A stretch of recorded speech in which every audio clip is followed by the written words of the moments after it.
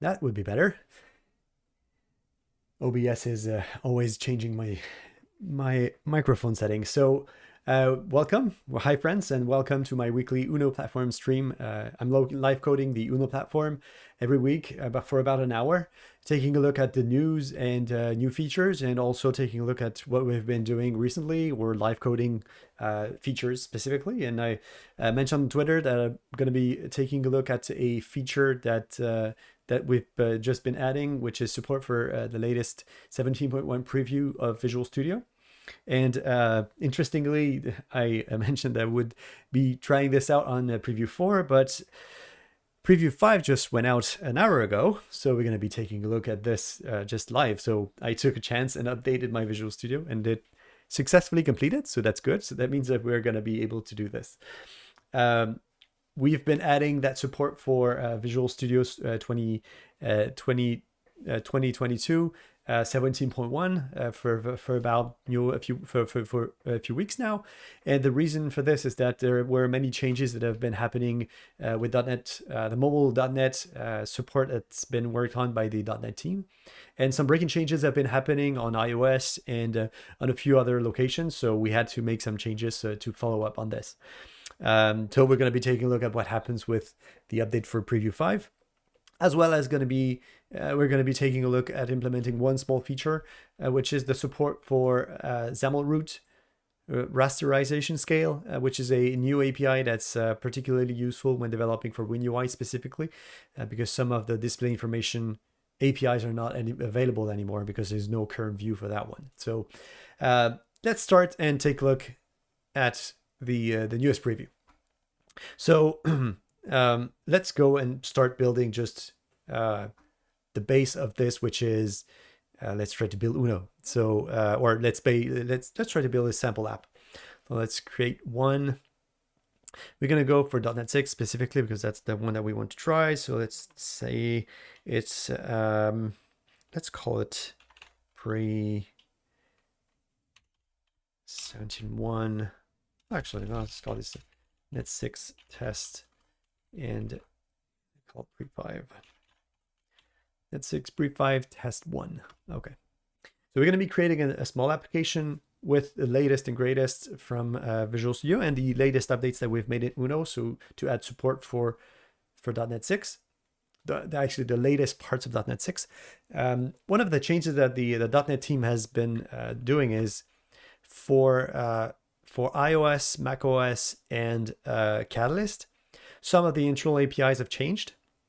And some of the outward-facing APIs, like there's an endint and endfloat APIs that have changed. And if you go take a look at the Xamarin iOS GitHub, there's a big change that is still happening actually.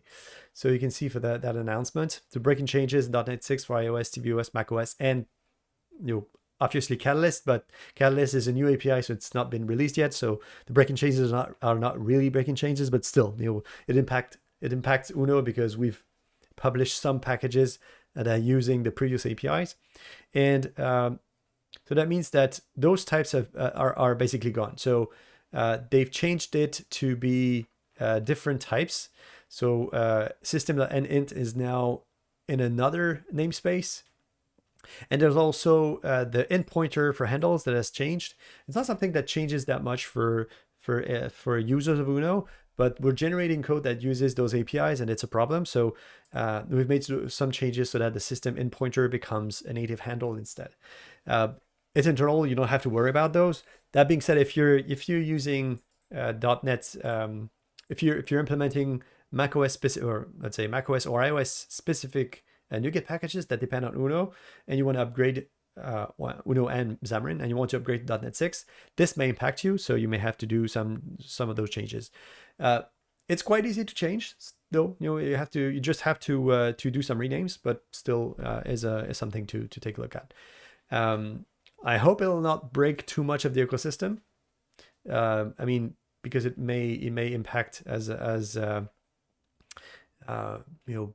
features may change too much. So we'll see how far the ecosystem needs to go to move around that specific one.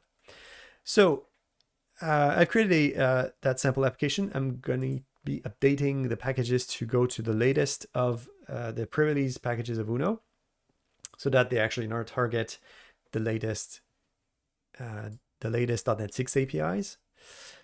If NuGet wants to answer back, yes, there it is.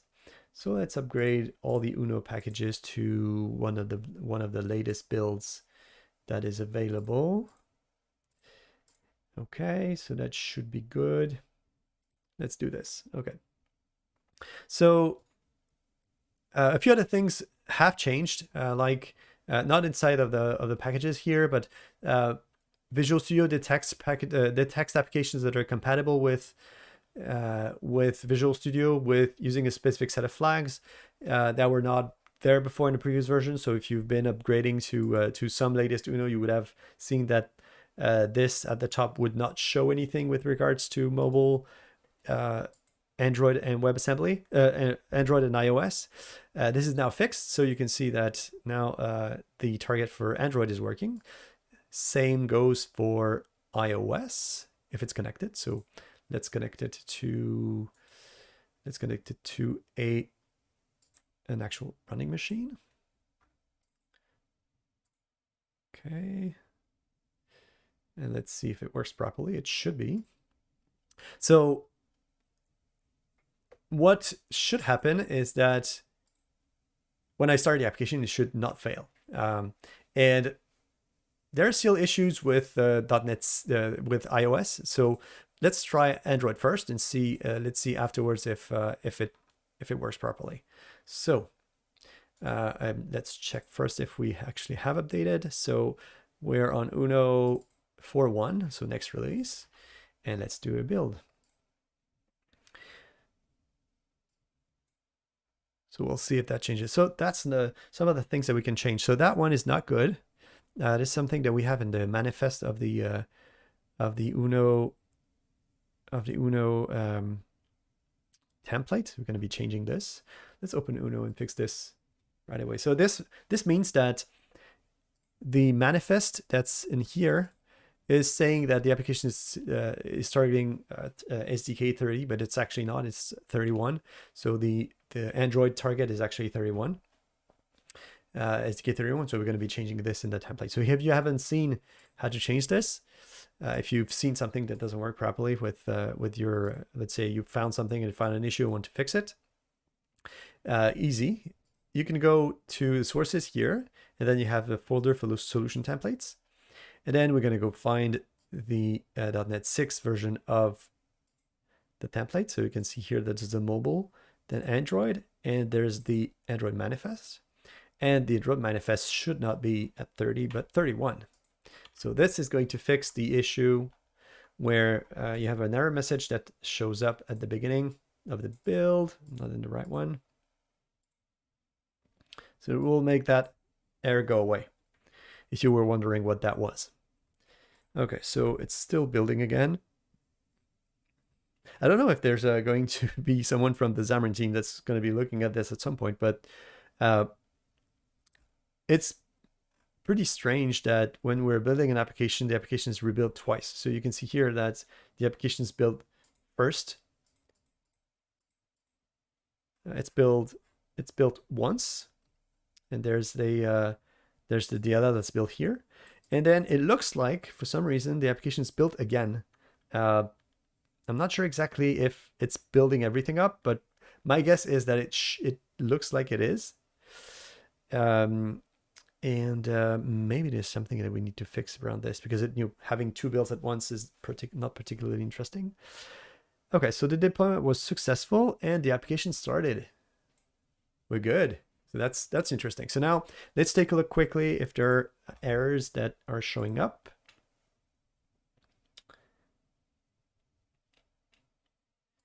In the logs. Because sometimes there are errors that are showing up because of the new updates for Android and or for iOS, and then the application doesn't start or fails for some random reason. Or it doesn't fail, but shows some random errors in the log. So let's see if that gets better. So this is a new message. It's skipping analyzer to speed up build.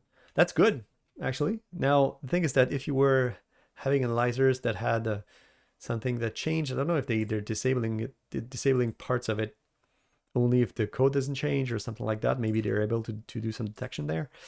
But anyways, that's good to see that they're trying to speed up the build. Okay, so what we see here at the top, so there's loading of assemblies, a bit of messages that are coming from the runtime. Those are new messages, likely being things around the runtime trying to find DLLs in a specific place but doesn't find them. I don't know if it's related to performance updates. I would guess so. That's a new message. Sometimes those messages are coming from the debugger, but not in that case. It's coming from the runtime. Then we have pooling. We have GC that shows up. That's new. Wasn't there before. Some error messages that comes from .uno, but that one's not particularly important. Then you have the remote control stuff that's showing up, but that's okay. Could probably make some updates there so that we only try to find out once which applications connected up, and then we remove the other targets. Probably something that we can adjust. And then everything else is messages that are coming from Android that are not particularly interesting. So that's good. That means that the application is starting up properly and it's doing what it's supposed to be doing. So let's go and take a look at iOS and see if it builds properly this time. So not to have spoilers, but I had issues when developing the support for iOS, and the application was crashing. So I don't know. We'll see if there are fixes that are happening there. So you can see that I reloaded the project because the remote device here, it was not showing anything. So I don't know if there's something specific with the project that makes it not show up the list of devices. And I wonder if I should be building the app. So let's build the app and see. Because I've seen previously that when the application is not built, and at the top, you won't see the selector that will tell you how to how to run the app properly. And it won't allow you to select anything. So, okay, so the first message is the minimum OS version is the plist is 10. It does not match the supported version of the project file. Okay, so let's change this to be something bigger, I would guess. So it's an XML file. So it says 15.2. So okay, let's add this one for now in the project to see if it changes something. So we have iOS here and an item group, so it doesn't change anything. So let's add this one. Let's say we want to have support for iOS 10. Let's see if the error message goes away.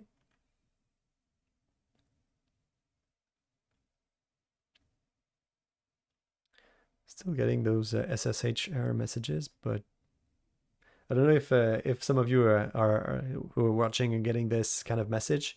If you're building and you're getting those message type 52 message error or warning that's showing up, that one's annoying, but not really breaking. It's just clogging the logs. Okay, so the build is going fine for now. And we'll see if we get something interesting out of this. So I don't know if it's actually trying to build on the Mac or if it's building locally. Looks like it's building on the Mac directly. Okay, so it's building for something, I don't know what exactly. Okay, so the build finished, but it's still not getting to select a specific version of an emulator. So what I want to have is an emulator available. So it's not there. So it may be because we need to reload the solution. So let's try to reload the solution. See if we have to report something to Microsoft with regards to the selection of devices here. Oh, that changes a bit. See, so now we have more things happening here in the list of simulators. So So just reloading the solution has shown the list of simulators. So I want to go for, let's go for an iPad. Okay, iPad Pro. So now it selects. So previously we didn't have the list. Now we do have the list. So that's the kind of things that I'm thinking that the .NET team is going to be adjusting along the way, so that that when we have a project that's there and that's been updated, then we get the whole experience in the right way. Okay, so it's building properly this time. Again, compilation happened properly. Now let's see if the simulator starts up properly. It should be. So one thing that changed is that now you have to have trimming enabled for your application to work properly. In previous version, you could disable the trimming, so or previously known as the linker, but now it's forced on you, so you have to have the linker enabled. It makes the build longer, but allows to find a few additional issues when that's enabled.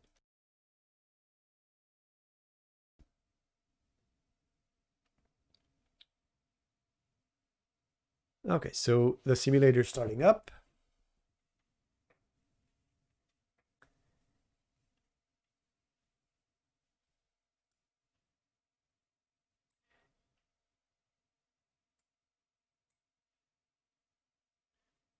And the application looks like it's starting. At least it's white.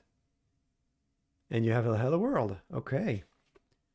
So that means that now it works. So if you have Preview 12 installed for, so actually it's the latest of Visual Studio 2022 17.1, Preview 5 now for as of today.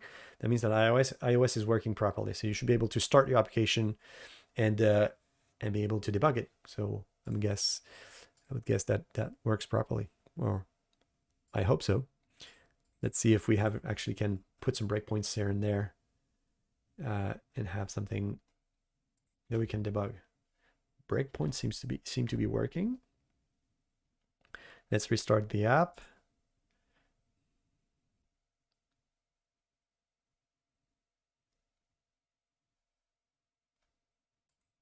So it's still rebuilding. Oh no, it's not rebuilding the full app, so that's good. So it's actually faster to start the app, so that's nice. Okay, do we have a breakpoint? We do have a breakpoint. Very nice. Okay, so that's very good. So it changes quite a bit from previous versions. Debugging from iOS was not working at all, so that's very nice. I can see that we're still not getting the support for. Yeah, we're still not getting the support for SourceLink. You only have the frames that are pertaining to your own application. Let's see if maybe we do have something around debugging, maybe by just my code. So just my code is disabled, so it should have been showing some things here, but it's not. So that means that SourceLink is not enabled yet. I would have liked it to happen. It's available on the other targets where you can have frames that are not part of the application, but comes from a package that has support for that. And then you would be able to double click on the frame and just navigate to the code that's coming from GitHub directly at the version from the binary that you have. So that would have been nice, but that's not something that's going to be working here. One thing that I do see here is that we have hot reload enabled here. So let's see if that works. Because I do know for a fact that they were working on a few things here.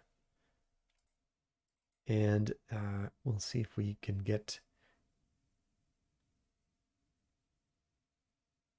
hot reload working, but it looks like the editor is not liking that much.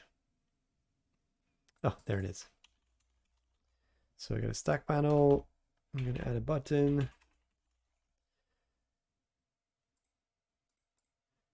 And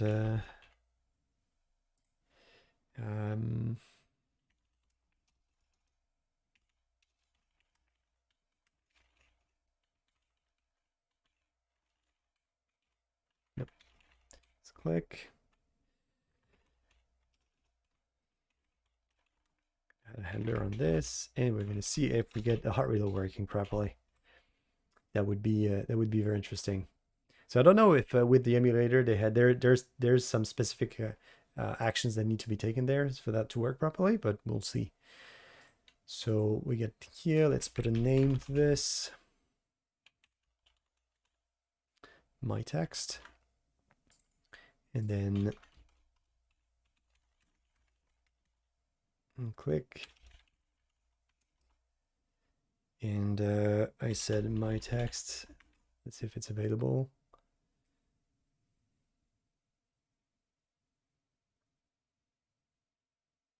I don't know why the emulator is coming back up every time. So we got text, and then let's do daytime.now, and toString for now. Let's see if we can do some hot reload.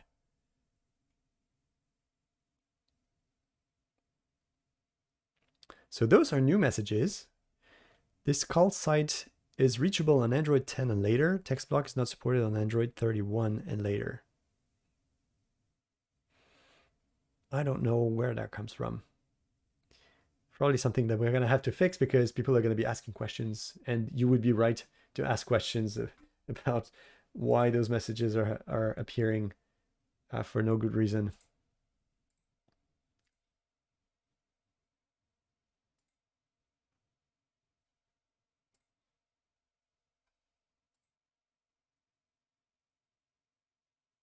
Okay.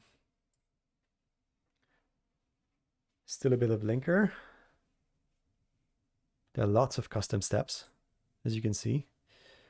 Custom steps are custom operations that are needed to run on the code for a specific framework. So for instance, iOS, they may want to have the preserve keyword or preserve attribute running so that they can exclude a few things, and that's specific for that target. So they add custom steps to all this. Okay, so we have this. Now let's see if we change the code here and we say hello, and then we do hot reload. Does it hot reload? Oh, it does. Very nice. We do have hot reload working on an Uno app using Android, using iOS on the simulator on a remote Mac. That's very good. So that means that we can get a lot of things working here. So it's probably just the modifications that we can have for methods on iOS. So let's say if we add another method, it's probably not going to work because the capabilities of the runtime engine is not able to do this. But let's see. Or maybe that's new. We don't know. So let's see. Let's try it. So if I move this, I call the method now. If I do on click 2. So it doesn't work. So it says hot reload can't apply the methods. The app needs to be rebuilt. So let's see. Adding a method requires restarting the application. So that's what's supposed to be happening. So hot reload on Mono at this point doesn't allow for adding new methods. It only allows to change the body of methods. So that's the kind of things that I hope are going to be updated for .NET 7. So that we can actually do more modifications than just modifying of the body of a method, but some modifying that to hello 2, and hello 2 is there. So that's very good. I didn't try on Android, so does it work on Android? That's going to be another one to see if we have support for this. Let's do this. We have the Android emulator running here. Let's see if it works there as well. I would be surprised if it weren't working on Android, because the both runtime is very close. But who knows? Maybe there are things that may be different in that context. So let's see. So application starting up. So we had hello world, hello 2. If I say hello 3, I save. I have hello 3, so it's compiling. You can see the flame that's going away. I'm clicking. No, still not updating. Let's see.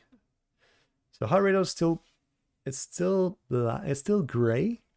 So I don't know what it's doing. Build calc. Yeah, sure. No worries. Oh, there it is. Oh, it worked. Okay, so we have it. So it took a while. I don't know why exactly. I don't know if it's because there are lots of things that are running. Let's try again. Maybe it's just the first time.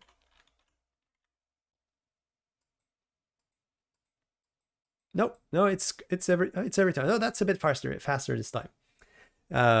It's a bit faster, so it shows that the update is working properly. So one of the things that we were trying to do with Uno is to have this working as well. So let's say if I change this, does it update? So I don't know if it's going to be working properly because it's something that we haven't tested with the latest version of Visual Studio. And actually, I may not have the extension for Uno installed, so that's probably why it's not giving anything. Let's see if I have it. Do I have the Uno extension installed on this one? Looks like I do have it. And it looks like it's the right one. So maybe there's something else that's not working. Let's take a look. Maybe there's something that we can debug here. So, oh. Okay, so there's a few exceptions happening. Lots of exceptions. So I'm not sure if it's the application. So let's see. Let's see if we can have something interesting. I see. Oh, so Visual Studio was started with a specific version, so it's not something that we're handling well at this point. Probably should be changing. So let's see. If I stop Visual Studio and start it again, does it work better?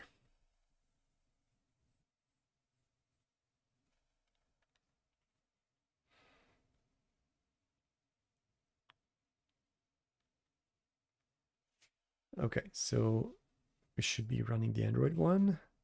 Let's wait for this to show up.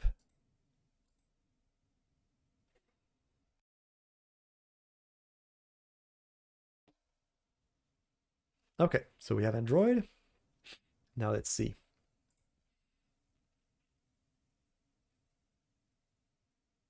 There's a new message at the top that I have never seen. So the new message is Apple mobile device support libraries have not been found. These libraries are required to communicate with Apple devices in Windows. I would guess that it's for the hot restart something that they added so that you can plug in your iOS device on the device on Windows, but it's probably this one. Okay. So it's building and it's debugging properly. So if I click here, I have L4. If I did this, do I have L5? Okay, so it's building. It's still gray because it's compiling in the back it's supposed to be compiling. Okay, so what's the error this time? Okay, so that would be some of the things that we've been trying to figure out with the support for hot reload, where sometimes the generators don't start properly and then you get those errors. So it works to some extent, but not always. So that's going to be some things that we need to take a look with that version of Visual Studio. Still, the good thing is, and that's the thing to remember for this part of the session, is that Visual Studio 17.1 Preview 5 is working properly with Uno Platform 4.1. So that's the good one. Let's take a look at Catalyst. So they did something with Catalyst. I don't know if it's going to be working. You got iOS device, simulator, remote device. You get simulator here, but I don't know if it's going to work. So we're supposed, I don't know if it's going to be available at some point, but we'll see if it works. So I would like to be able to debug Catalyst applications running on the Mac from Windows so that I don't have to be running on the Mac as well. It looks like there's some work that's happening in that direction, because it's not just, oh, that's interesting. So I'm on, oh no, it switched back. Okay, so iPad Air. Oh, the list is smaller. Okay. So let's see if I do have a Catalyst application. Does it start on an actual device? That would be very nice. Because so far the only ability that you have to debug a Catalyst application is to run on the Mac. But if you're mostly on Windows, then debugging it may not be that easy. So if it's possible to do, oh, it's still selecting iOS. That's not what I wanted. No, so it's not going to be running a Catalyst one. That's interesting because I selected Catalyst. So maybe that would mean that when you're selecting a specific emulator, then it switches back to the target that's supported. Ah. So let's see. Well, let's cancel this and try again. So if I select Catalyst, it's iOS emulator. So no, it's not there. Okay, so when you select a specific target here, then it switches back to the supported target. So okay, so it's not available. So I hope it'll be at some point. So when you click on, let's see if it does something different. So I say Catalyst here. Okay, so debugging Mac Catalyst on Windows is currently not supported. Okay, so that's a bummer for now. I hope that will be something that will be available at some point. Okay, so now let's go take a look at the other issue that was talking about at the beginning, which is Xamarin Rasterization Scale. So this one is an API that is part of WinUI that's been added to UWP as well. So kind of a cross ways of being able to support both APIs on the same front. So what we're going to do is open the solution using the filters here, using, let's say, Skia, because that's the easiest one for now. So let's go for Skia.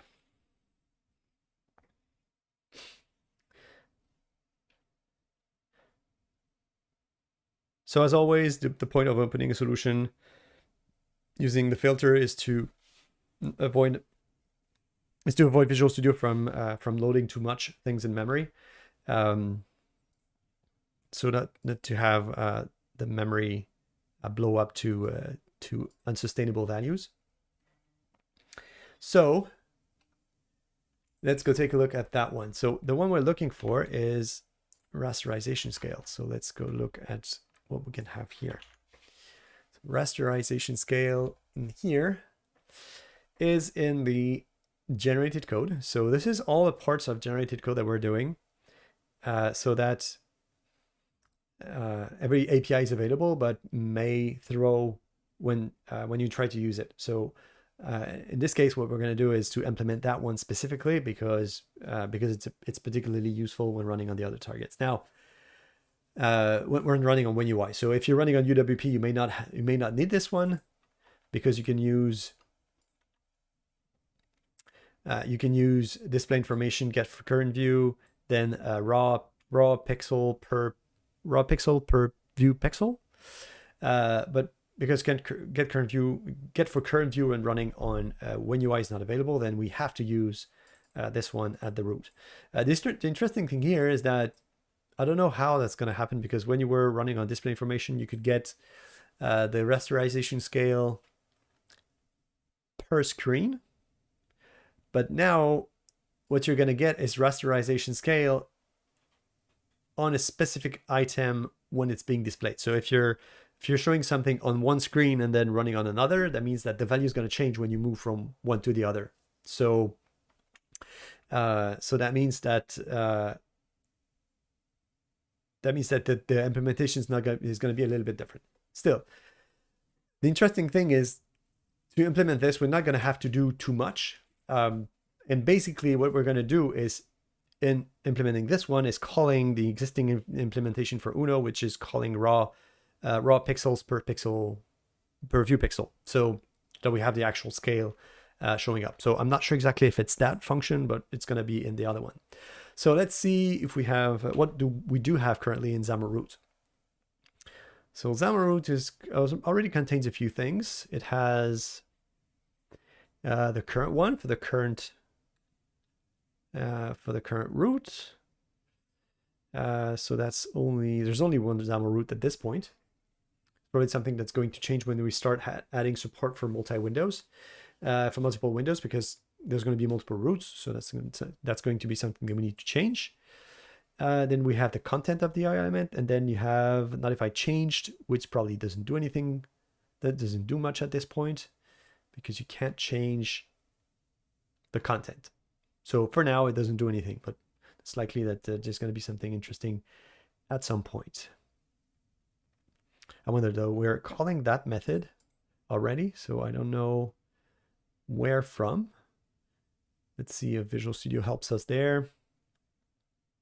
It's still retrieving the information. So what we're going to do is take the XAML root rasterization scale here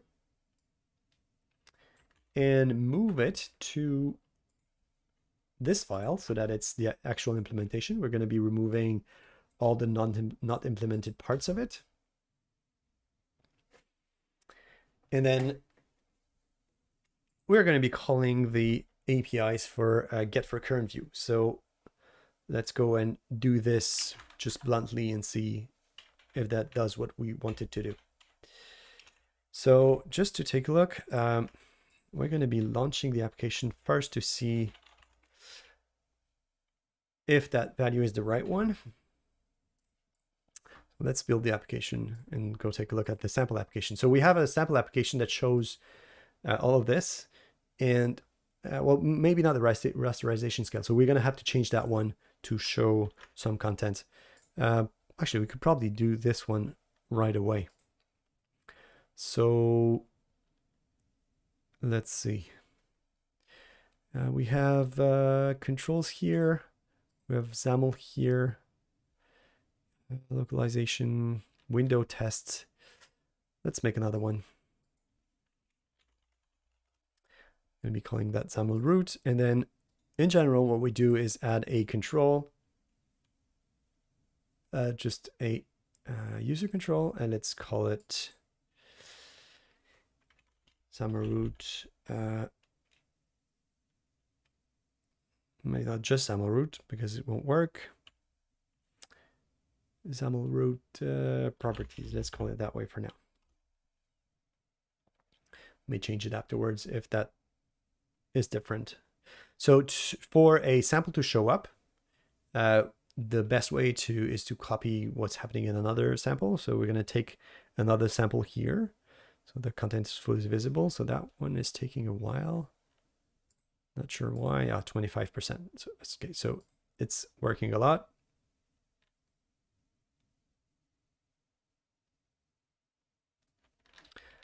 So to work around this, sometimes what I do is I copy another XAML file and paste it at the right location using the Windows Explorer instead of doing it from Visual Studio, but still.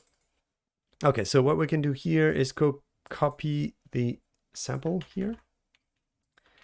And we're going to say XAML root. And for now, there's no description. And we're going to remove all this because it's not particularly useful. And we're going to add some text blocks.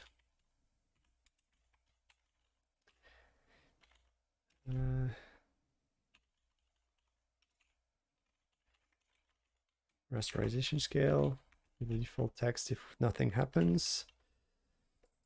And in the loaded event, oh, I changed the wrong one.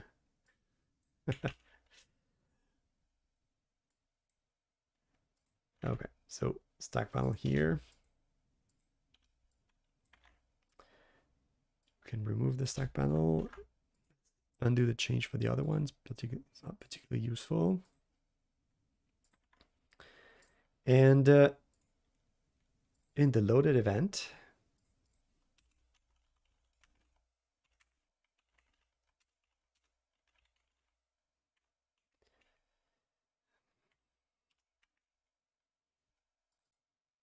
No, didn't do it. That's interesting. Oh, that's new.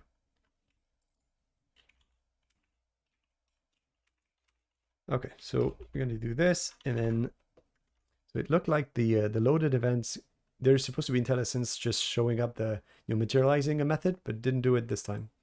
Not sure why, but we'll see. Okay, so where this rasterization scale text is going to be, there's the current XAML root, and we are going to be using the rasterization scale. So just do toString for now. So what we did is a sample that's called Xamarin that's going to show up in the sample application. So when I build the application here, it's going to show up in the application so that we can actually see the values of that application running live on this machine specifically. If you want to test it, we have so let's say you want to take an application that already exists. So let's say I have that build here. So the build is still running, but it's not particularly important. If you go on Azure DevOps for any build, and you can use one that's coming from, let's say, from the master builds. So let's say run the master here, and then you take a branch, you go to master, and then let's take the last one that worked, this one for instance. So if you want to run one of the applications, you get the Skia GTK sample app. You got a few others, so you have the WPF one, you have the Android build, the Android Xamarin build, the Android Net6 build. You have a few other builds that you can take. And we can take this one. So for instance, if I download that specific artifact, I'm going to show you that you can actually run what's coming out of the CI. Once the build is done, when the download is done.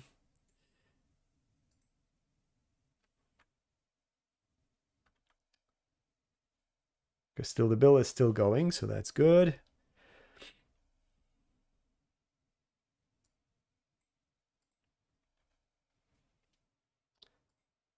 Still downloading. Okay, there it is. So if we extract this one, there's going to be an executable inside, and then you can run the application right away. So this is, let's say if you have a sample app that you're running, and you're making a PR and you want to test out what the CI does, then you can take that version of the app and run it locally on your device. So while it's building, we can take a look at the implementation for display. So you get display information already. And those are the values that are reported by the display information API. So for instance, you can see that there's no rotation available because I'm not on something that can rotate, but the screen in pixel is this one, which is actually interesting because it's not supposed to be this, but I'm wondering if it's something that oh, that's probably just the window size, maybe. No, it's not the window size. That's interesting. So those values are reported.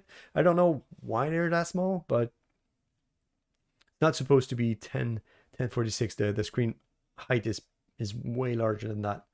There's probably something that has to do with the raw pixel, the scaling. So we can see that it's 225, which I put on my screen. I put the ratio of 225 so that you can read on the stream. So that's why it's showing this scaling. So 225. So that's one way to see the application working right away. So that's it. So now what we can do is take a look at the application that's being built and see if the values that we added for the XAML root, for the I wrote XML root, it's XAML root. If for the XAML root is showing the right ones. I would guess that it is showing the right one, but just to be sure. So one of the other things that are interesting with regards to the implementation of such a property is that there may be performance consideration with accessing the values for this, and especially with regards to when you you evaluate that value, you may evaluate the rasterization scale a lot, and that may cause some issues because you're reading it too much.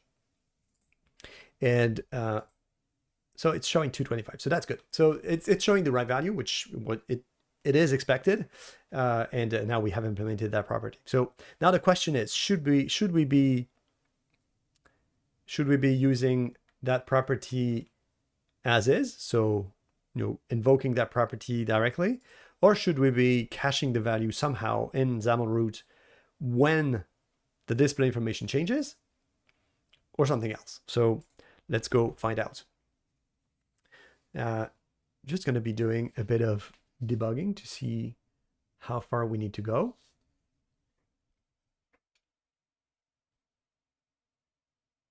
So any of you in the audience that have been trying to make PRs in or contribute to Uno, if you have if you have any questions, just let me know and ask away. If there are things that we need to adjust or fix or make easier or things like that, maybe we can change a few things. Okay, still building. So you can see here that it's still taking quite a bit of memory, 10 gigabytes, which is very, very large. I'm not so sure exactly why there's that much, but we can take a look. Okay, so there is a bit of source generation here, and that happens. So there's Roslyn running. There's a few of, there's 3 gigabytes of compiler. There's lots of things that are taking up memory there. So that's why we're asking people to have machines that are having 16 gigabytes of memory at least. But anyways, okay, so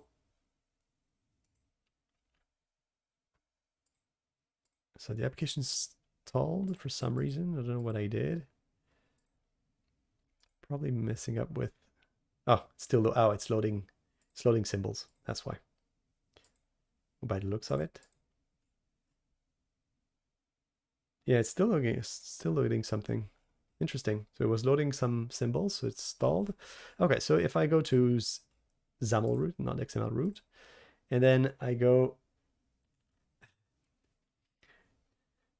your 64 gig desktop is still slow. You mean to load up the solution, or is it to build, or is it for anything else? Or is it for just Visual Studio plain and simple? So let's go into this one. Oh, yes to everything. Yeah, okay.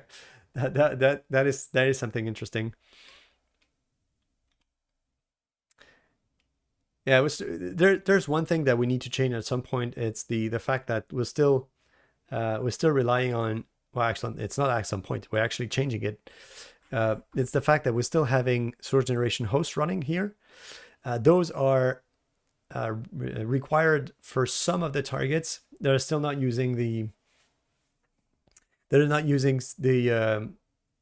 new Roslyn features.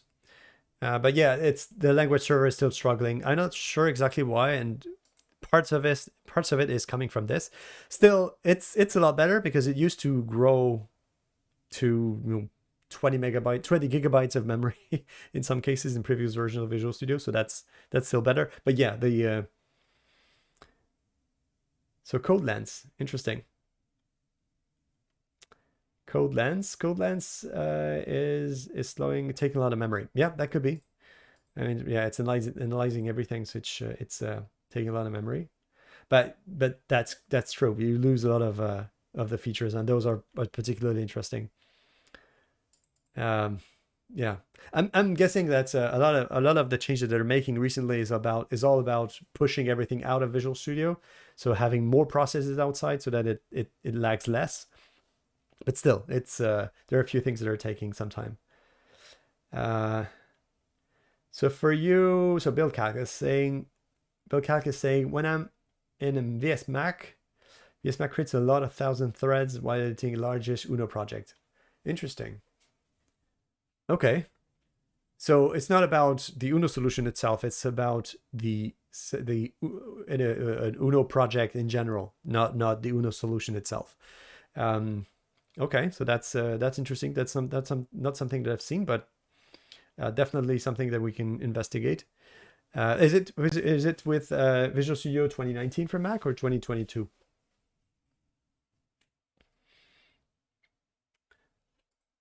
So we have for current view 2019. Okay.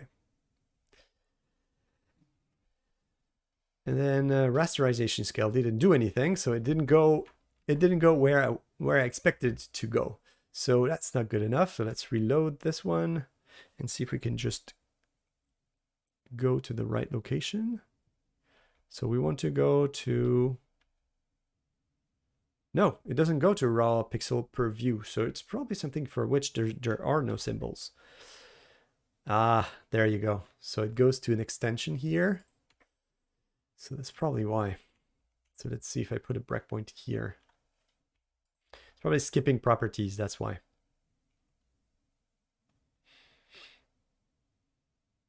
Okay, so Darren, you're on preview 1.1. Okay. Well, it looks like they've changed a few things with the next previews. So, but you don't need to, so that's one of the things. You don't need to upgrade your previews. You can install a second one. That's what I'm doing. I not on this machine because it's the demo ones, but on my dev machine, what I do have is 2 previews and 2 stables. It takes some space, but what happens is that when I run the first Visual Studio, let's say I'm on a version that suits me and that the current set of bugs are not impacting my productivity in a sense, I keep using that one. And then I have a second preview and I upgrade that preview until that new preview becomes stable enough for me to use it. So I switch to the new one, every one and then to see if something's working properly. And if it does, let's say, so it looks, by the looks of it, preview 4 is going to be interesting. I was running on preview 2 because I didn't want to have any issues with building for iOS applications. Now I know that the preview 4 is going to be working properly for me. So I'm keeping the preview 4 the preview 2 installed, but now switching to the preview 4 for my day-to-day operations. So that's the thing. And if you want to know how to install previews side by side, that's the trick. And that's in the VS installer. And the interesting one is that let's do this. It's going to be that approach work on Mac as well. That I don't know. I do know that 2019 and 2022 can be at the same time on Mac. I don't know if you can have both. You can have multiple previews. Maybe you could probably try. I don't know if they have shared content. I hope they don't. But so to install this on Windows, so let's say, oh, that's fine. That's what that's what I like the interaction. That's the point of the of being live. Otherwise, I would have recorded videos. So let's say I download the professional version. So you download the installer, and then when you have once you have the installer here, what you can do is on the command line. There are a few options that you can get when you're starting that thing here. Oh, it's going to, oh, that's interesting. So that's new. So now it's launching. Oh, that's interesting.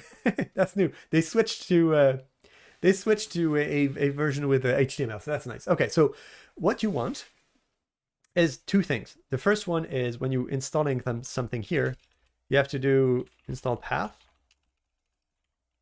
So in general, I use a small path at the root. So I have 2 versions, so odd and even.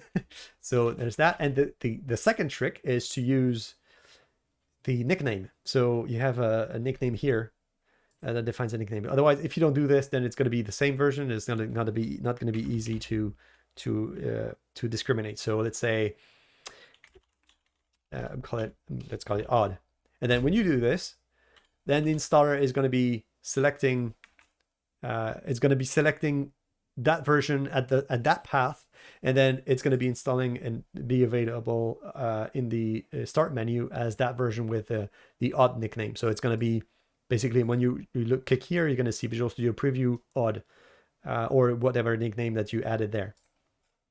So yeah, just so you know, it's so maybe I don't know if the exact and so I wrote it the wrong way. You have to have two L's, but that's the idea. So that's one of the things that you can do. So the trick here is nickname. That's the that's the right thing. So, and interestingly, once you have that, then the installer is able to give you all the versions that you have installed on your machine, and you can selectively upgrade one or the other.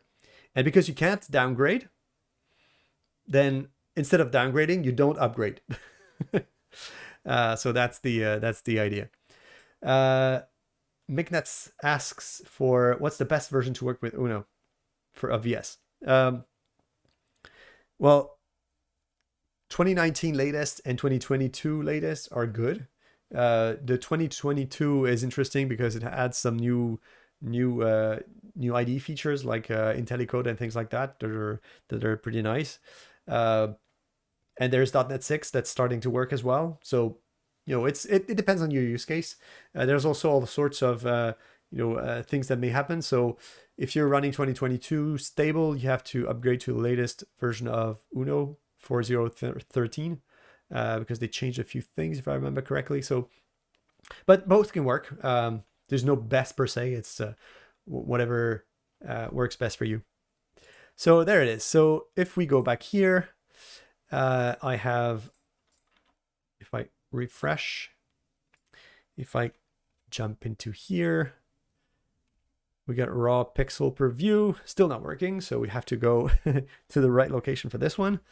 So I think this one is implemented somewhere else. Let's see what implementation we have. So Skia GTK is implemented in the display information, and it's based on logical DPI. So let's go to this one as well and see what we can gather.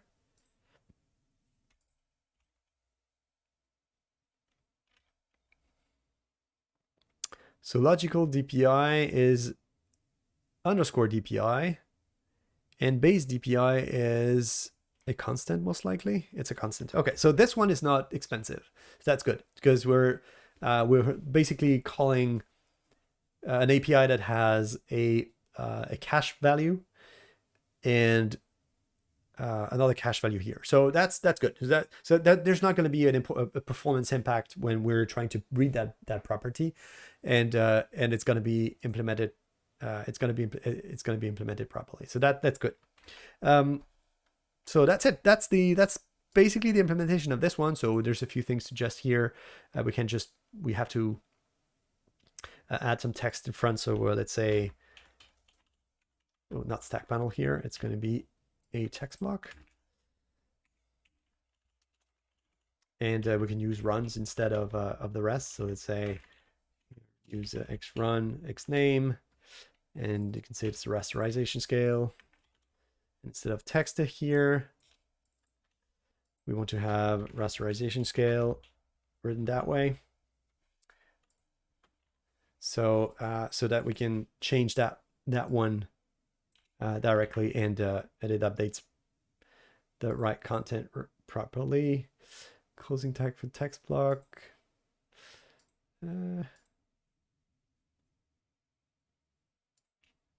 What did I do? There's something weird. Oh, text block. It's too big. I'm not seeing it. I'm not seeing it right. Okay, so that's that. So one of the things that would have been interesting is that there's another property that's close to this one. It's called Windows UI context. It's Windows UI context. So, and that one is empty. Okay, so there's nothing specific here. My guess would be that it's something that was added for compatibility with WinUI 3, and it's likely that in WinUI 3 we do have properties available for this one, but it's probably not available in this target. So let's say I don't have a WinUI target here, but if we add one, well, let's go take a look at Microsoft UI context.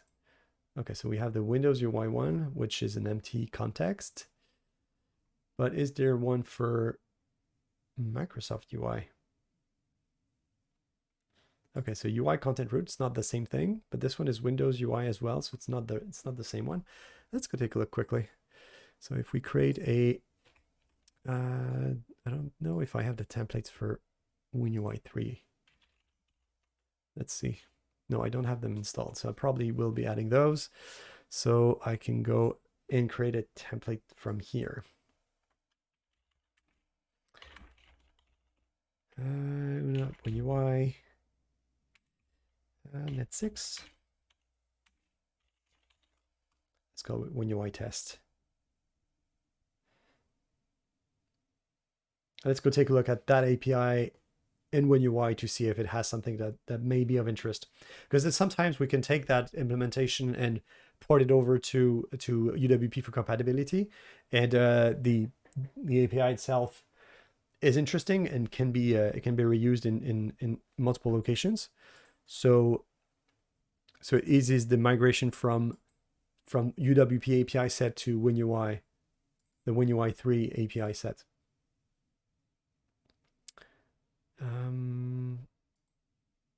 Okay, so that one, let's open that one specifically for now. And let's add the share project as well. Okay, so the solution's a bit messed up because there are two projects using two different things, but that's not too bad. Okay, so we're in the Microsoft UI and WinUI desktop. So if we take a look at XAML root here, what do we have? Okay, so XAML root's not available. Let's say maybe it's a matter of building something. Okay, so that's another kind of error.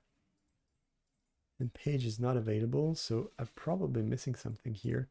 Probably should be having created the project properly. I created it manually, and it looks like it completely messed the... So let's create a new one completely, not just... Okay, so let's do...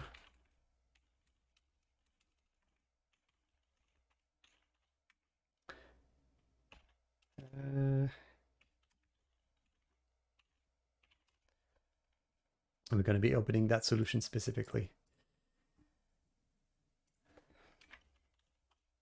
And not just the mix that I was trying to do here, which it's definitely not working properly. Okay, so now, do I have something that is more interesting? Okay, so desktop page is there. XAML root, do I have a XAML root here?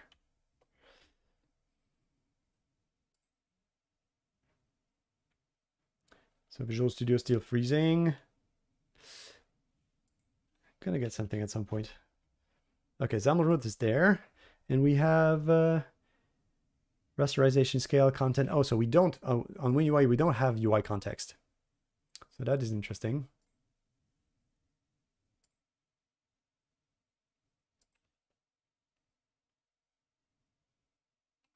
Oh, I just saw something interesting. UI element will be downloaded from GitHub raw content. So that's new.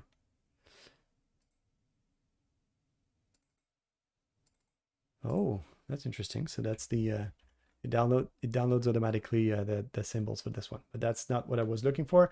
So if I go to the Win Desktop one, we have the XAML root here, and do we have the UI view? No, we don't have. So okay, so the UI context is gone. It's probably something that they tried to get to WinUI, but ended up not being of interest for WinUI. Was of interest in WinUWP. It's not of interest in WinUI 3. So it's gone. Okay, so there's no need to go dig into too much into that one. So let's keep it on the side and not do anything with it. So that's it. So that's the changes that we're going to be making. So we now have the implementation of XAML root here, and it's going to be calling the get raw pixel per view API so that it returns the right value and with the right method. There you go. So I hope that was interesting. I found a few interesting things with regards to Visual Studio 2022 and hot reload and things like that. So that's very nice. And we got to take a look at the implementation of a specific property for XAML roots, and the fact that we can get now the rasterization scale property at the root, the XAML root, so we don't have to go and dig into the current view. So we may have to change this afterwards, but when we do support for multiple screens. But for now, at least, that's what we need to go through. So that's it for today, and happy coding, and see you next Tuesday. Bye bye for now.